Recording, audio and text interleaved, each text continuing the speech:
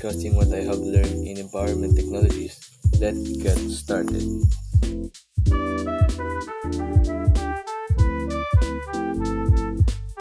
One of the most lessons that I learned is about netiquette.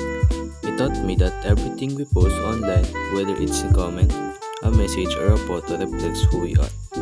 I realized how important it is to think before we click, stay respectful, and avoid to spread false information. Most important thing I learned that every behind username is a real person with real feelings.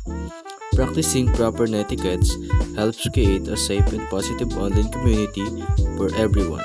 And aside from that,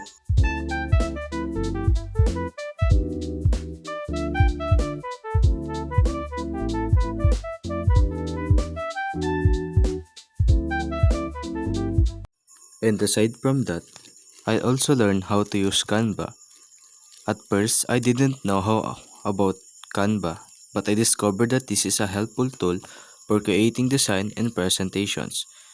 Canva also taught me about principle, design, balance, contrast, alignment, repetition, and proximity, which make a layout more organized and meaningful.